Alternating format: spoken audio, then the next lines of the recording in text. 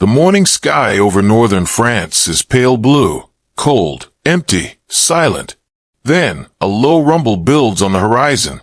From the Luftwaffe airfield at Abbeville, a group of Focke-Wulf 190s rise through the haze. Their pilots smirk through their oxygen masks. Ahead of them, high above the contrails of American bombers, they spot something new.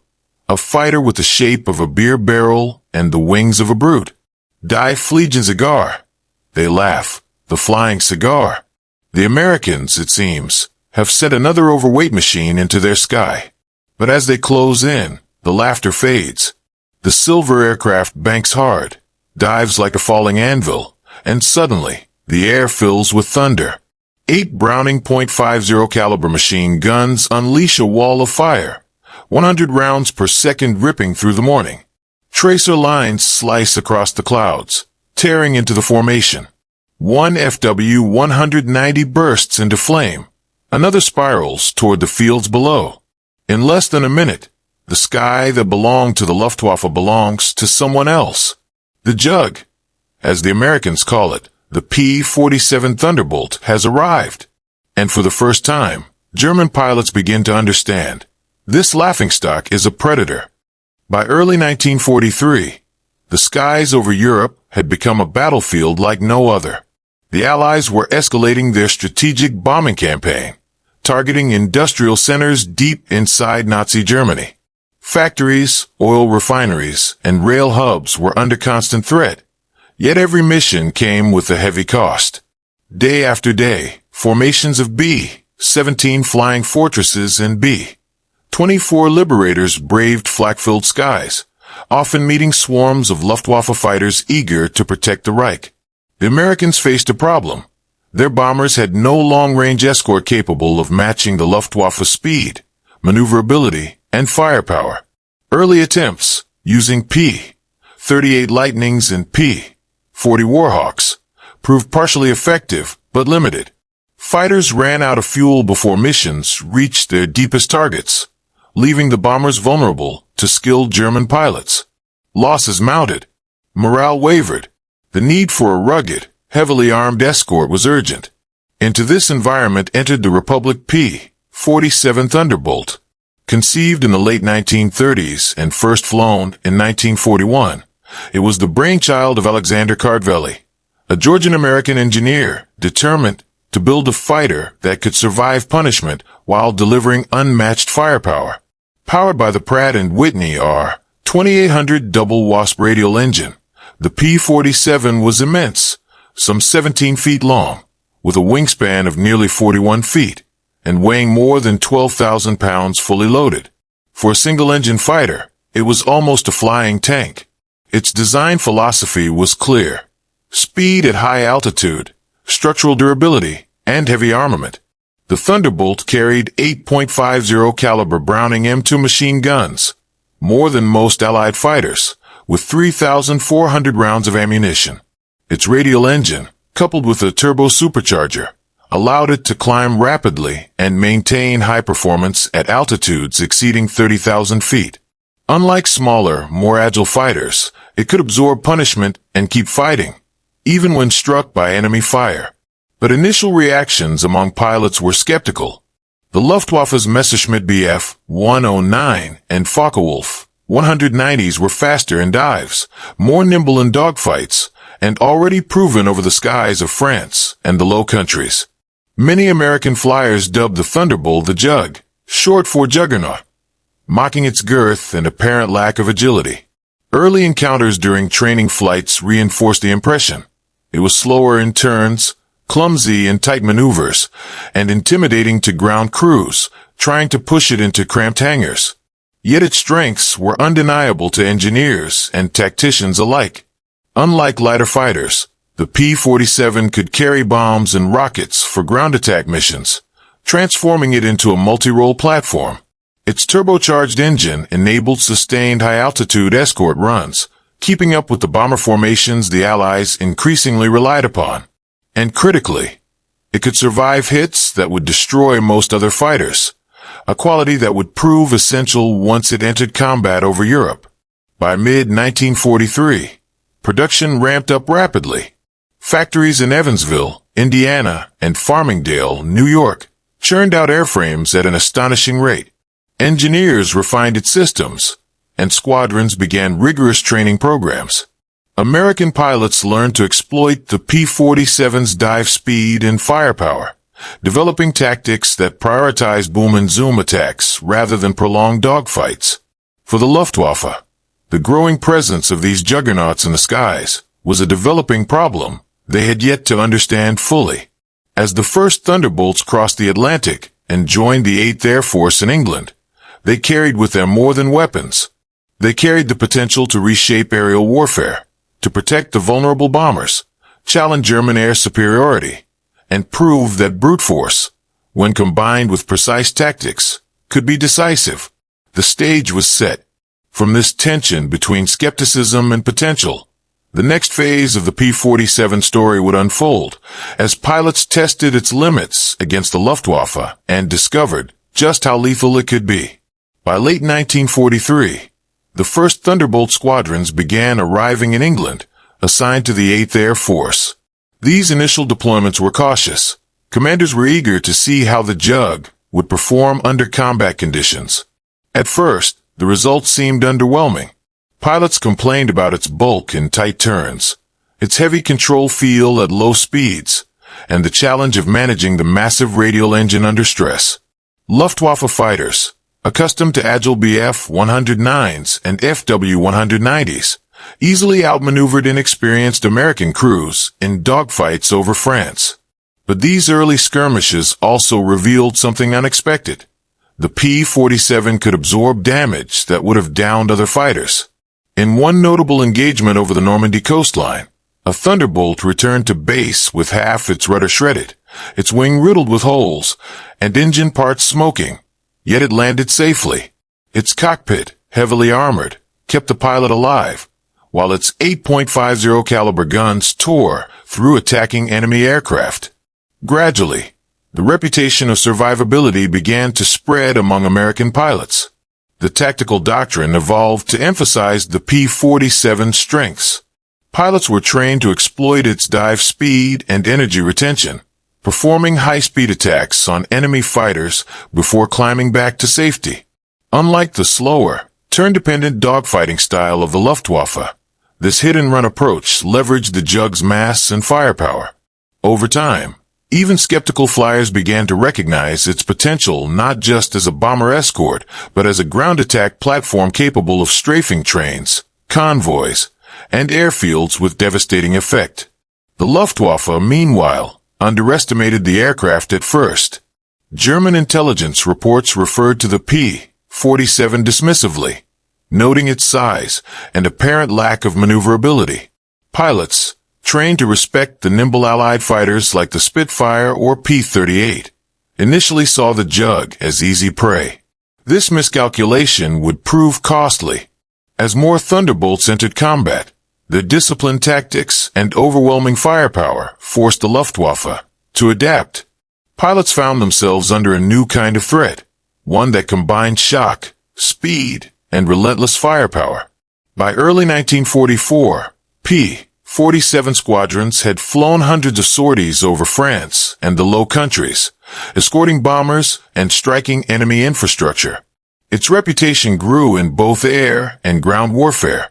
Convoys, bridges, and train yards became lethal zones when faced with the Jug's 8.50s, and German pilots began reporting the machine's uncanny resilience and sudden bursts of devastating speed in dives.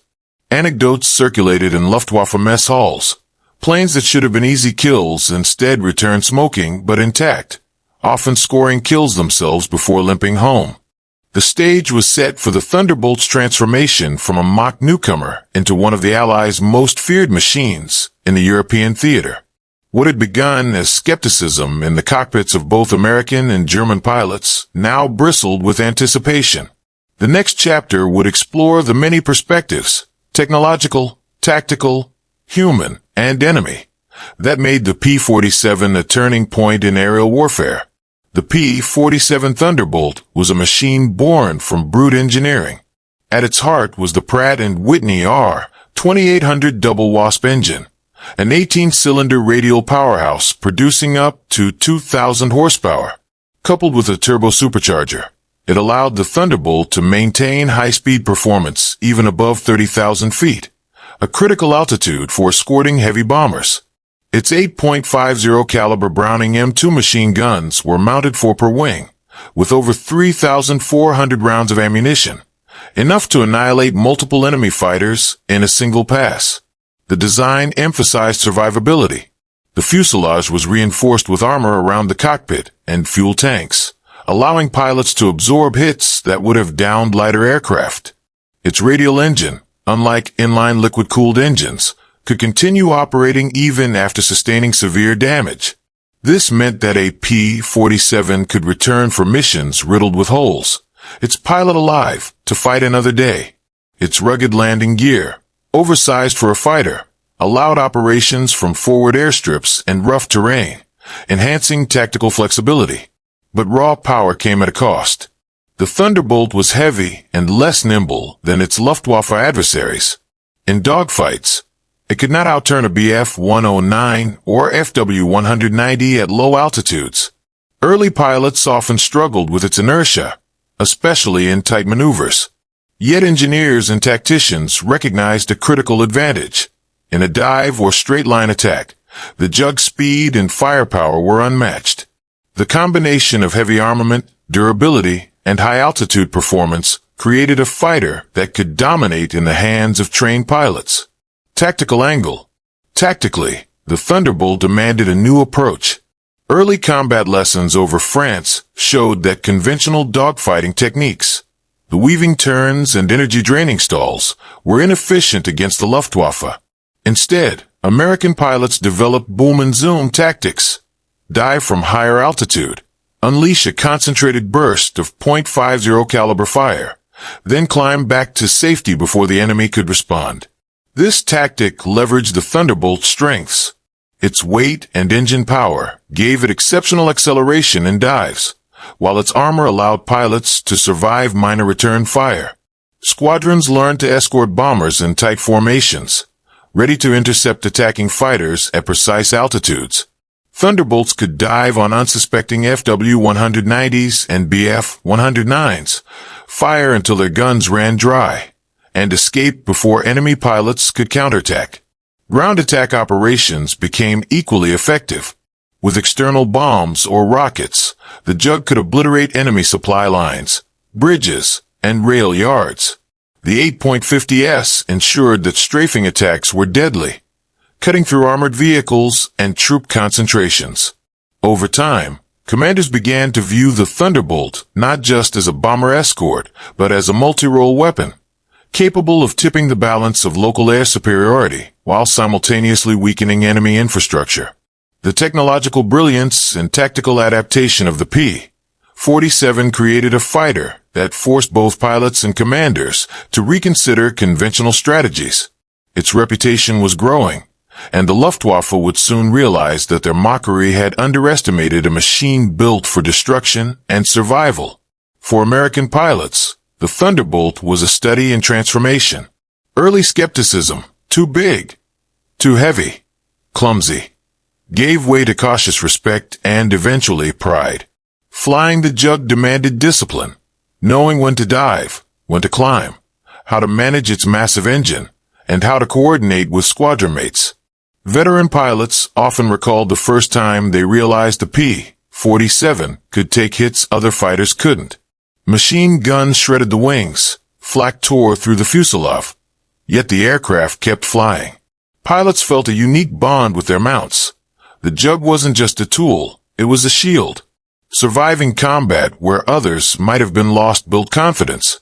They learned to push the aircraft to its limits, exploiting dive speed, heavy armament, and altitude advantage to turn encounters into victories. The human adaptation, patience, discipline, and tactical intelligence transformed the P-47 from a simple fighter into a fearsome partner in war. Enemy angle. German pilots initially dismissed the Thunderbolt. They called it a fat American joke, an easy target in the skies. Early skirmishes seemed to confirm their prejudice. The Jug was slower in turns, ungainly, and easy to taunt. But by mid-1944, reports from Luftwaffe aces told a different story. Pilots like Hauptmann Heinz Lang noted the lethal dive speed, firepower, and resilience of the P-47. One Luftwaffe officer described an engagement where 3 Jugs attacked his flight. Within seconds, tracers tore through his formation, destroying aircraft before he could respond. Survivability was particularly shocking. Planes that should have been downed often returned smoking but intact. The Thunderbolt had become a force the Luftwaffe could not ignore, a fighter that punished arrogance and forced new defensive tactics. Psychological angle. The psychological impact of the Thunderbolt cannot be overstated. For American airmen, it provided a sense of invincibility, a confidence in returning home even after heavy engagements. For German pilots, it was a growing source of fear and frustration. Mockery turned to caution. Underestimation turned to respect, sometimes too late. On the ground, anti-aircraft crews began hearing reports of the Jug's strafing effectiveness. Bridges, convoys, and rail lines were destroyed faster than repairs could be made. Morale shifted. German pilots now knew that engaging a P-47 meant more than outmaneuvering it. It meant surviving an onslaught of lead, fire, and steel.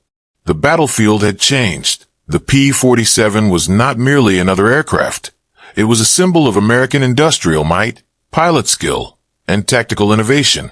By examining the P-47 through technological, tactical, human, enemy, and psychological lenses, one truth became clear. The machine that once elicited laughter was now redefining the air war. Its reputation set the stage for the decisive moments that would follow. The aerial battles, in which the Thunderbolt would cement its legacy. By early 1944, the P-47 Thunderbolt had moved from cautious testing to full-scale operations over Europe. Allied bomber missions now relied heavily on long-range escorts, and the Jug was at the center of this effort. Over the skies of northern France and the Low Countries, formations of B-17s and B-24s were flanked by squadrons of Thunderbolts, their silver fuselages gleaming in the sunlight, engines roaring with the promise of destruction. One of the most critical campaigns occurred over the industrial heartland of Germany. In February 1944, missions to targets like the ball-bearing factories in Schweinfurt and the aircraft plants in Regensburg demanded both precision and protection. German interceptors, Messerschmitt Bf 109s and Focke-Wulf FW 190s, swarmed from hidden bases, eager to dismantle the American bomber stream. The Luftwaffe believed they could still dominate the skies. They were about to discover the Jug's true power. Thunderbolt pilots, trained in boom and zoom tactics, executed high-speed dives from above 25,000 feet. They unleashed short, concentrated bursts from their 8.50 caliber machine guns, cutting through enemy formations with brutal efficiency. One squadron over Regensburg reported multiple FW-190s destroyed in less than a minute, with no losses on the American side. The sheer volume of lead, combined with the Thunderbolt's resilience, forced German pilots to retreat or risk annihilation. The psychological effect was immediate. Luftwaffe pilots, once laughing at the sight of the Jug, now approached engagements with caution. The Thunderbolt's dive speed allowed it to escape nearly any dogfight, while its firepower could eliminate threats before maneuvering could even begin. Ground crews observed returning aircraft riddled with holes, yet pilots walked away unscathed, a testament to the plane's durability and the effectiveness of American tactics. In tandem with escort duties, the Thunderbolt began its deadly ground attack role. Strafing missions targeted bridges, convoys, and airfields, crippling German supply lines. Each sortie demonstrated a combination of speed, accuracy, and firepower that the Luftwaffe struggled to counter. For German pilots, the airspace over northern France was no longer a familiar hunting ground. It had become a gauntlet where underestimating the Jug could prove fatal. The turning point was clear. The P-47 was no longer an experiment or a mockery. It was a weapon that combined raw technological power with human skill. capable of altering the balance of aerial combat. In the hands of disciplined pilots, the Jug had become a predator in a sky previously dominated by the Luftwaffe. By mid-1944, the P-47 Thunderbolt had cemented its role not only as a bomber escort, but as a feared instrument of destruction in both the air and on the ground. The Normandy landings in June 1944 offered the perfect stage. Thunderbolts, flying at low altitudes, struck German defenses, armored columns, and supply lines with devastating precision. Their 8.50 caliber guns cut through trucks, artillery, and even light armor, while bombs and rockets obliterated fortified positions. Over the skies of France, German pilots faced a new reality. The Luftwaffe, already weakened by fuel shortages and pilot attrition, could no longer dominate the airspace. In encounters with Thunderbolts, nimble fighters like the FW-190 and Bf-109 often found themselves outgunned and outpaced. Reports from German aces detailed engagements where multiple Jugs appeared suddenly from above, delivering precise bursts of machine gun fire and disappearing before counterattacks could be mounted. The Jug's combination of speed, altitude advantage, and sheer firepower made it nearly invincible in these skirmishes.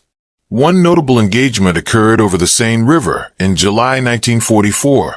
A formation of Thunderbolts intercepted a group of Luftwaffe fighters attempting to disrupt Allied ground operations. Within minutes, 3 FW-190s were destroyed, 2 more forced to retreat, and the remaining pilots scattered. American flyers reported minimal damage to their own aircraft, reinforcing the Thunderbolt's reputation for durability.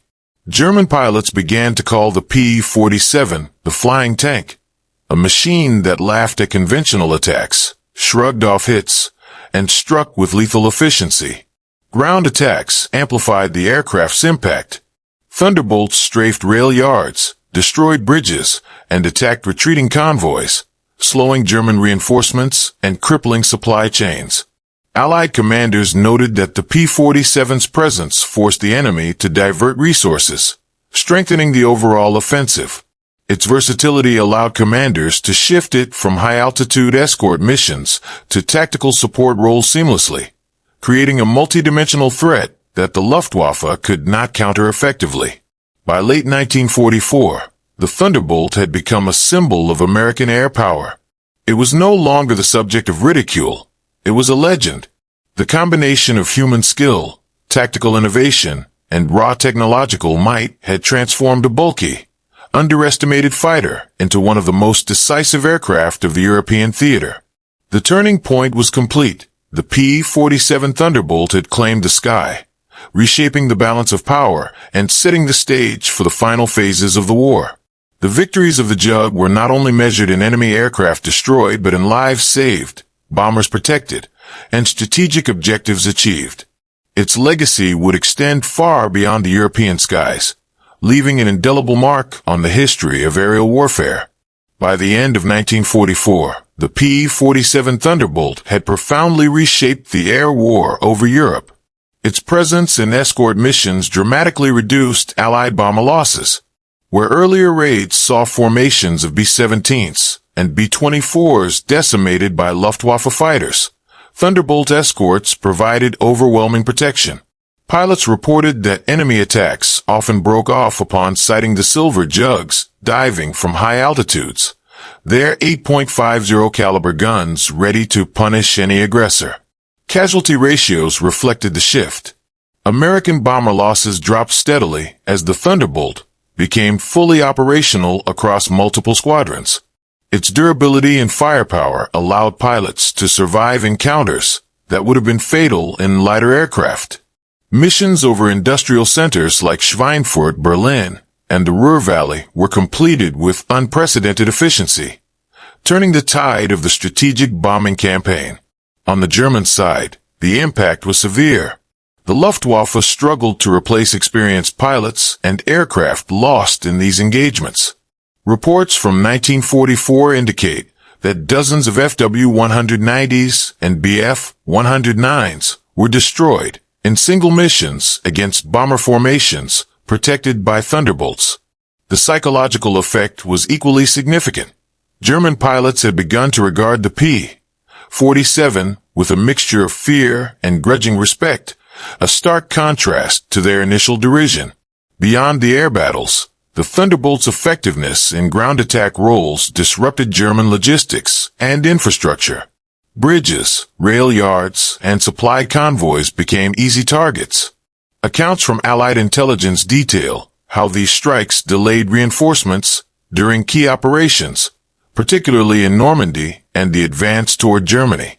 Every mission, every strafing run, compounded the pressure on an already overstretched enemy. The combined effect of aerial dominance and ground interdiction was transformative. The Thunderbolt had evolved from a misunderstood newcomer into a cornerstone of Allied strategy. Its unique blend of speed, firepower, and survivability allowed the Allies to execute missions with a confidence that had previously been impossible, altering the trajectory of the European conflict. By 1945, the P-47 Thunderbolt had firmly established itself as one of the most effective aircraft of World War II. American pilots had flown thousands of sorties over Europe, amassing impressive kill ratios and demonstrating the Jug's resilience. Data from 8th Air Force reports show that the P-47 was responsible for hundreds of confirmed Luftwaffe aircraft destroyed, while losses to its own squadrons remained comparatively low. These statistics reflected not only the machine's design, but also the evolution of pilot training and tactical doctrine tailored to its strengths. The psychological and strategic impact on the Luftwaffe was profound. German air commanders faced an aircraft they could neither easily outmaneuver nor safely ignore. The initial laughter at the sight of the bulky Thunderbolt turned into fear and cautious respect. Even experienced aces admitted that underestimating the Jug could prove fatal. The Thunderbolt had forced the Luftwaffe to rethink engagement strategies, stretching already thin resources and exacerbating attrition among veteran pilots. Post-war, the P-47's legacy endured. Surviving aircraft were exported to NATO allies, serving in Europe, South America, and Asia. It saw action in the early stages of the Korean War and influenced post-war fighter design, with its emphasis on ruggedness, firepower, and pilot survivability. Military historians often cite the Thunderbolt as a turning point in air combat philosophy. It proved that sheer durability and concentrated firepower, combined with tactical intelligence, could decisively challenge more agile but fragile opponents. Its human impact remained equally notable. Pilots who flew the Jug carried stories of survival, resilience, and deadly effectiveness. Ground crews praised its maintainability and reliability under intense conditions. Across airfields from England to France, the Thunderbolt became a symbol of industrial might, American ingenuity, and the will to adapt under the pressures of modern warfare. The transformation was complete. What had begun as a machine mocked for its size and perceived slowness had become a symbol of lethal efficiency, altering the outcome of air engagements and leaving an enduring mark on the history of aerial warfare. Its story set the stage for a reflective understanding of technology, courage, and innovation. The final chapter of its journey in Europe was now ready to be examined in calm perspective. The story of the P-47 Thunderbolt is one of transformation, from derision to dominance, from skepticism to respect. At first glance, the Jug appeared cumbersome, ill-suited for the nimble, lethal skies over Europe. German pilots laughed, American flyers doubted. Yet beneath its bulky frame lay a combination of engineering brilliance, tactical potential, and human adaptability that would redefine aerial combat. Its 8.50 caliber machine guns were not just weapons, they were instruments of shock, precision, and survival. Its turbocharged engine allowed it to climb and dive with power few enemies could match, and its armored fuselage gave pilots the confidence to engage, endure, and emerge victorious. The Thunderbolt embodied a philosophy of air warfare that emphasized resilience and firepower over pure agility, a philosophy proven repeatedly over France, Germany, and the Low Countries. Beyond numbers and sorties, the P-47 changed perceptions. The Luftwaffe learned that underestimating an opponent could be fatal. American airmen discovered that courage paired with the right tools could turn vulnerability into advantage. The Jug's effectiveness was not accidental. It was the product of engineering foresight, industrial capacity, and tactical evolution. Each mission, each encounter, reinforced a simple truth. Air combat is as much about adaptability and understanding as it is about raw speed. As the smoke cleared over Europe and the war drew to a close, the Thunderbolt remained a testament to American ingenuity. It protected bombers, struck terror into enemy formations, and survived punishment that would have destroyed lesser fighters. It reminded the world that innovation combined with perseverance can overturn expectations, and that machines, when wielded by skilled hands, can become legends. The P-47 Thunderbolt, once a laughingstock in the skies, left a legacy that endured far beyond World War II. In lessons learned, pilots' memories, and the evolution of air power itself. Its story stands as a powerful reminder. Appearances can deceive, but the combination of vision, engineering, and human courage can rewrite history.